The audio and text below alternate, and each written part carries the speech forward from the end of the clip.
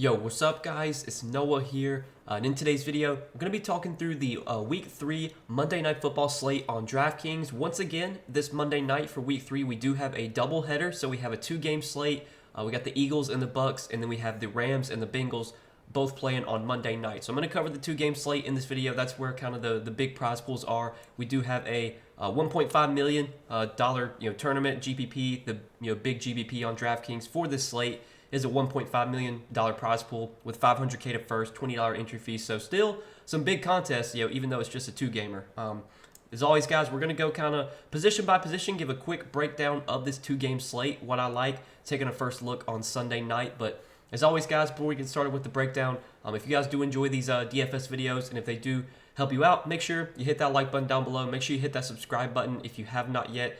And if you guys are new to the channel, if you have never heard of Prize Picks, we are partnered up with Prize Picks. You guys can actually sign up for Prize Picks. You can use my promo code NOAH. When you do sign up, you will get your first deposit matched up to $100 when you sign up for Prize Picks with my promo code. And for those of you that don't know what Prize Picks is, they are a DFS site more focused on projections and pick'em style games. So it's not like Draftkings and FanDuel and Yahoo where you're building out lineups, you're entering contests, you're competing against other lineups. On Prize Picks, they have their projections for all their players, and you just pick whether you think a player goes over or under their projection. So you pick more or less on their projection, and you can see some of the props that they already have posted for Monday night's game. They have your traditional props like passing yards, rushing yards, receiving yards. They also have stuff like fantasy scores, so you can take more or less on a player's fantasy point projection. So if you make your own fantasy point projections, or if you have access to fantasy point projections, you can compare those lines to Prize Picks lines and then make some decisions that way. So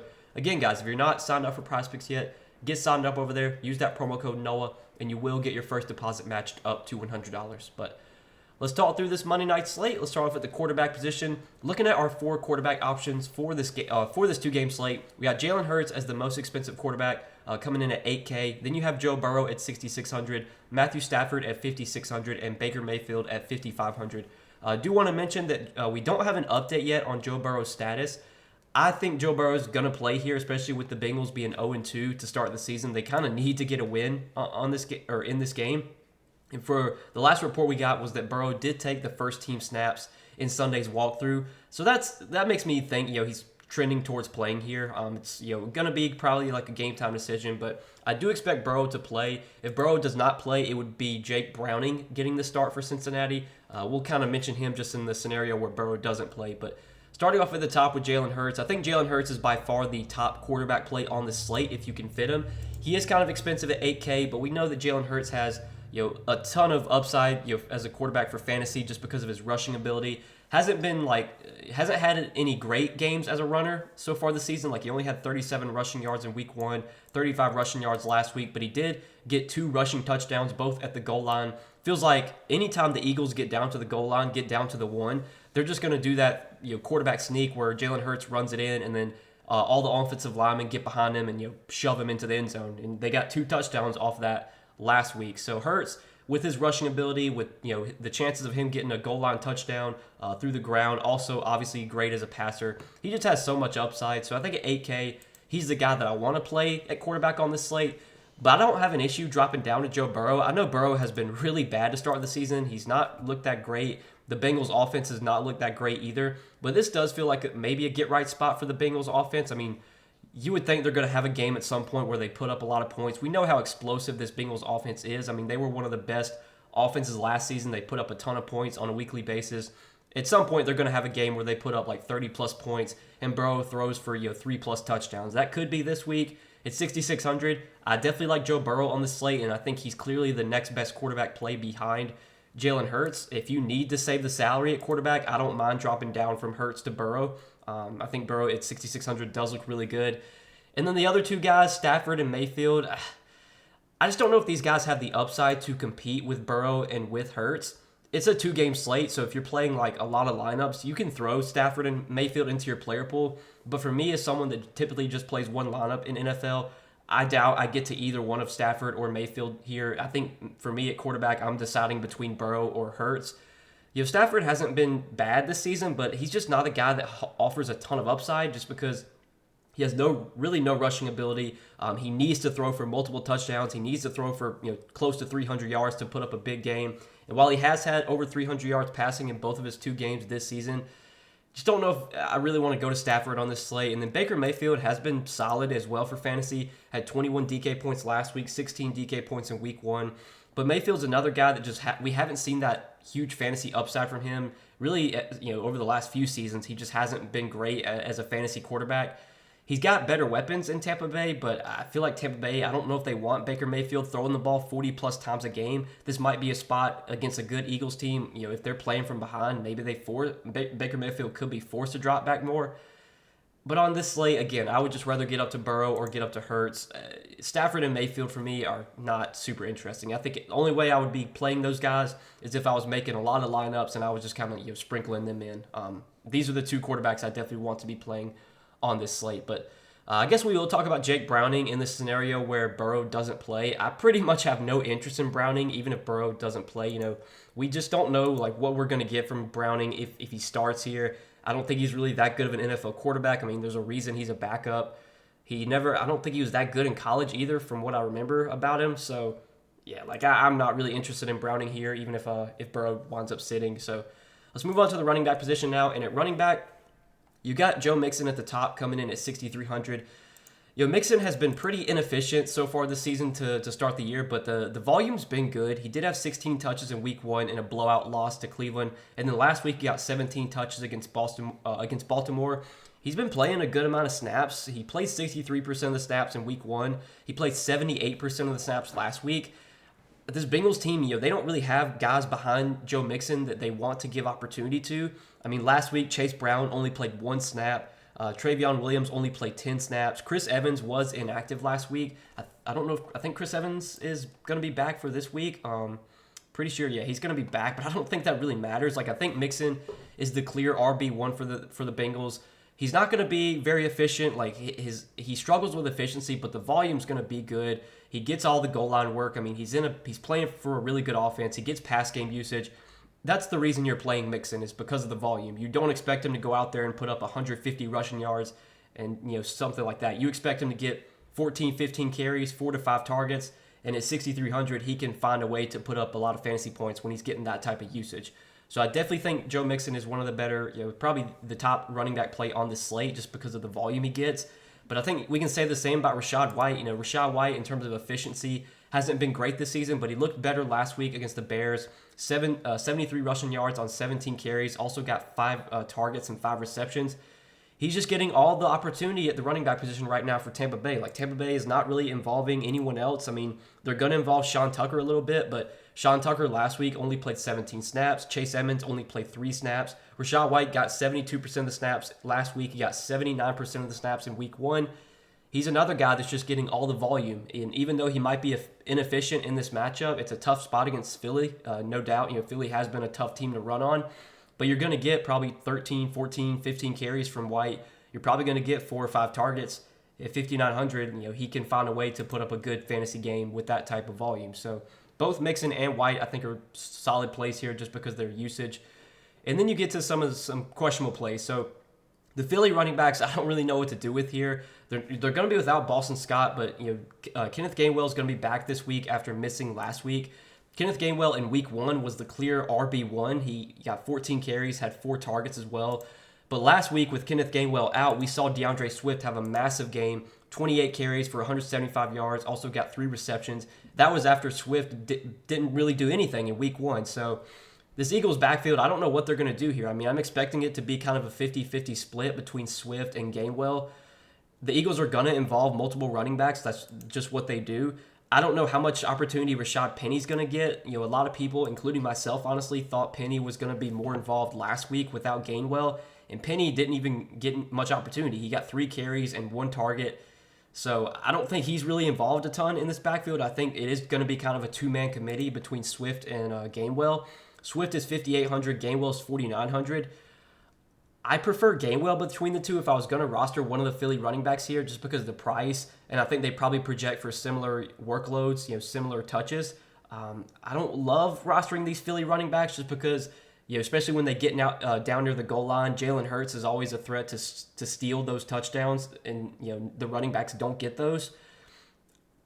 I don't really like going to these Philly running backs, but on a 2-game slate, I mean, we definitely have to consider them. I think both are playable. I prefer Gainwell between the two, but really no interest in anyone else in the Philly backfield. I think it's mostly just going to be Swift and Gainwell getting all the opportunity.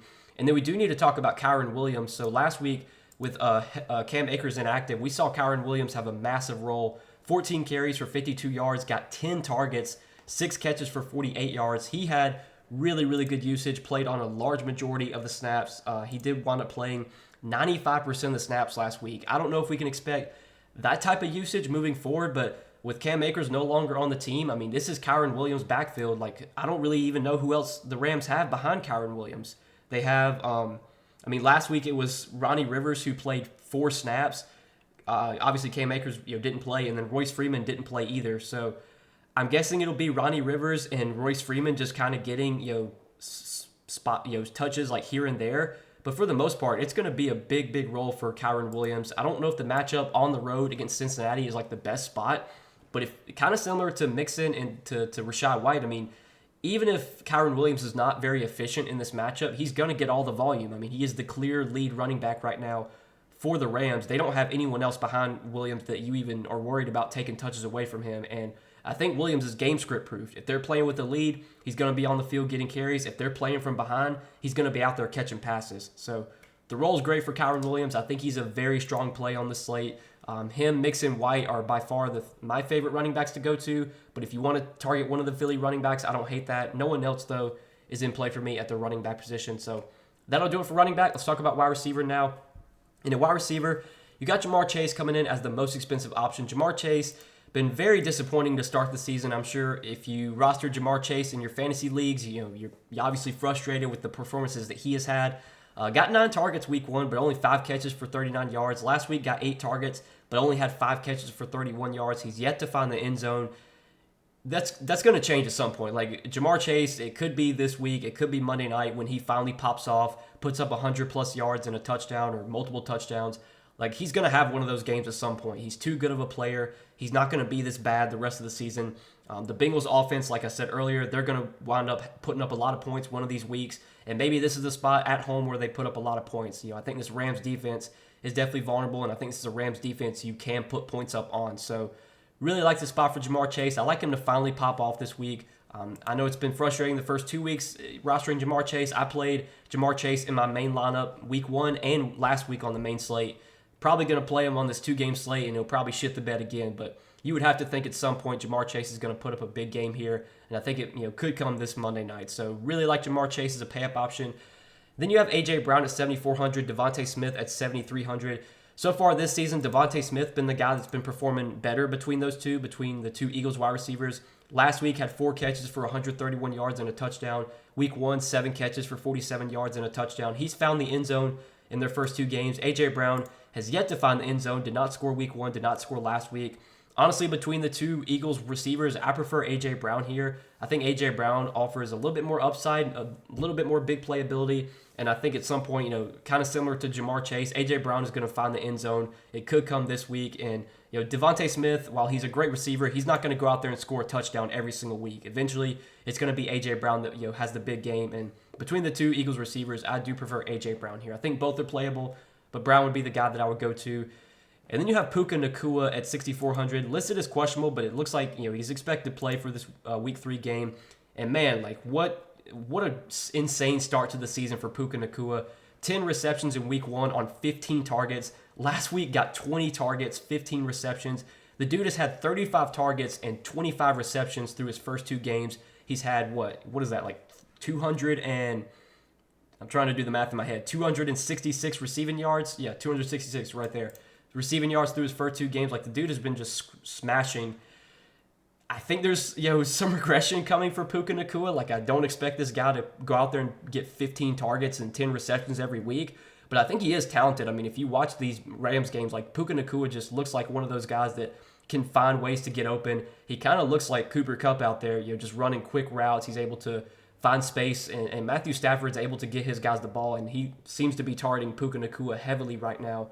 But when you're talking about guys like A.J. Brown, Jamar Chase, Devontae Smith, I'm going to prefer these guys over Puka Nacua. Not saying Nacua is a bad play. I just feel like his ownership could be a little inflated here after having such a great first 2 games of the season. There's some regression coming, I think. I don't expect him to continue to be as good as he's been. So I'm probably going to be fading Nacua on the slate and just rostering some of these other receivers who I think offer just as much upside, if not more upside. For example, like you have Mike Evans for cheaper, you have T. Higgins for cheaper, Chris Godwin for cheaper.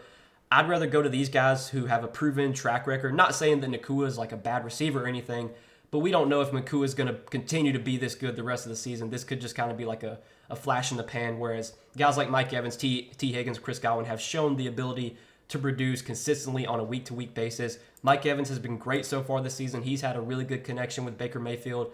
10 targets week 1, 8 targets last week. He's found the end zone both weeks. I think Mike Evans at 6,300 is fine to go to. T. Higgins finally popped off last week after having a bad game in week 1, getting 8 targets and no receptions. He had 12 targets last week and had 8 receptions. Found the end zone twice. I'm fine going to T. Higgins here as well. I do prefer Jamar Chase straight up over T. Higgins, but I think T at 6,200 is firmly in play. And then Chris Godwin I like a lot as a value option. I mean, 5,700 is pretty cheap for Chris Godwin and kind of similar to A.J. Brown. Like you have A.J. Brown who's yet to find the end zone and Devontae Smith been getting all the touchdowns. Well, for the Buccaneers, it's been Mike Evans getting all the touchdowns. Chris Godwin has yet to find the end zone.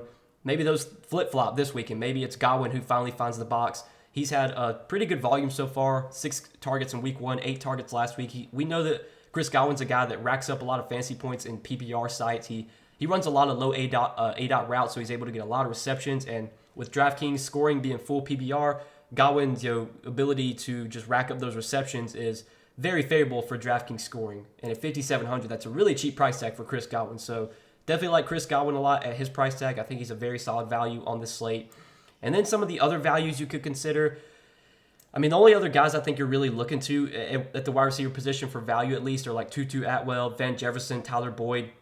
I think for the most part, these guys are just kind of like dart throws. Olamide Zaccheaus should fill in as the wide receiver 3 for the Eagles without Quez Watkins. But like I don't really want to play Zaccheaus, even though he is minimum salary. He's not a guy that's really ever able to earn a ton of targets. And this Eagles team, they don't really involve their wide receiver 3 much to begin with. But you could go to Zaccheaus as a punt option without Quez Watkins. You could go to Tyler Boyd. You could go to Van Jefferson. I do want to spend some time talking about Tutu Atwell because he actually has been able to earn targets so far this season, and he's kind of been the clear wide receiver 2 for the Rams in terms of playing time and in terms of just target share. He's been kind of the number 2 behind Puka Nacua. 8 targets in week 1, 9 targets last week. He's been getting a lot of opportunity, and that should only continue while the Rams are without Cooper Kupp. So at $5K as a salary saver, I think Tutu Atwell looks pretty solid here. And that's probably it for the wide receiver position. Like I said, guys like Van Jefferson, Tyler Boyd, I think are playable dart throws, but they're not guys that I have like a ton of conviction in, a ton of confidence in. So that's it for wide receiver. Let's talk about tight end real quick. Then we'll run through defense as well. But for tight end, I think the tight end position is kind of straightforward on this 2-game slate. The 2 best tight ends by far are Dallas Goedert and Tyler Higbee. You could take a shot on like a Cade Otton hoping for a touchdown. You could take a shot on maybe Drew Sample, who should fill in as the tight end for Cincinnati with Irv Smith doubtful. But those guys are just like touchdown or bust options. Clearly, you want to be rostering one of Goddard or Higbee on the slate. I think Goddard is my preferred between the 2. Goddard's kind of had a rough start to the season, but last week did get more targets than he had after getting just 1 target week 1. He had 7 last week, 6 receptions for 22 yards. Goddard's eventually going to find the end zone as well. Devontae Smith's not going to catch every touchdown from Jalen Hurts. Eventually, it's going to be Goddard or A.J. Brown, one of these guys finding the end zone. I think this could be the game where Goddard finally finds the end zone at 4,800. He's probably my favorite tight end to go to on the slate. Don't mind Higbee, though. Higbee's had a great role, playing a lot of snaps. He's basically out there for like every single snap. And the volume's been solid, 10 targets through their first 2 games. Price tag at 4,400 is cheap. I think he projects very closely to Goddard. I give a slight edge to Goddard over Higbee, but Higbee definitely the next best tight end play on this slate. No one else, though, I'm super interested in. If you want to take a dart throw on a guy like Cade Otton, you could. I think Cade Otton's kind of like a touchdown or bust play, but he's playable. Drew Sample, like I said, should fill in as the tight end for Cincinnati. He's basically a touchdown or bust play. That's really it for the tight end position, I think. So let's talk about defense real quick before we wrap up this video. And for defense, especially on these 2-game slates, I'm fine playing whatever defense fits into my lineup. You're probably going to wind up having to play multiple players against your defense. Like, you just have to do that on a 2-game slate. So even if I roster, 2 or 3 Bucks, 2 or 3 Eagles, like, I'm fine playing either one of those defenses. If I had to pick my favorite defense, just in terms of like just looking at the spots, I think it's probably the Bengals defense at home against Matthew Stafford, who is kind of like a statue in the pocket, doesn't run much. He will take sacks. He will turn the ball over. Like, I think the Bengals defense are probably my favorite, followed by the Eagles, followed by the Bucks, then the Rams. I do want to mention, though, that if Joe Burrow does not play, the Rams defense is going to look a lot better. I expect Burrow to play, but by some chance, if he doesn't and it's Jake Browning out there starting, take the Rams defense against Jake Browning. You could obviously do that, but I think Bengals defense probably my favorite, then the Eagles, then the Bucks, if I just had to pick.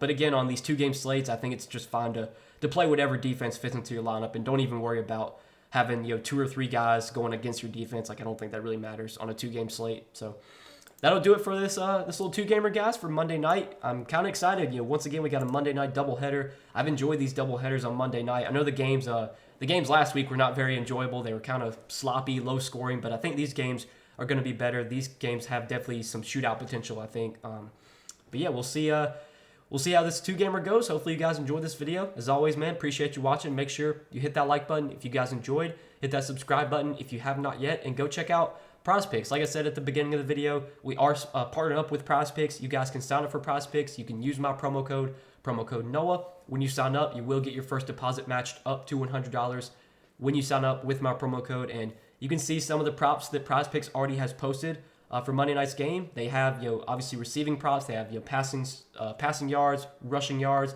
They have fantasy scores. They have a ton of different categories, as you can see. All that's available for Monday night. Again, you just have to make at least 2 picks, but you can make up to 6 picks. You can win up to 25x your money on PrizePicks. You can also mix and match sports on PrizePicks. So you can make NFL picks and mix them in with some MLB or mix them in with some soccer. PrizePicks offers college football. They offer NBA once NBA gets here. So it's a lot of fun. You guys definitely need to be playing over there. If you're not signed up for PrizePicks, again, use that code Noah when you sign up and get your first deposit matched up to $100. But good luck tonight, guys. Thanks as always for watching the video, supporting the content. Appreciate you guys a ton. We'll see you in the next one. Peace.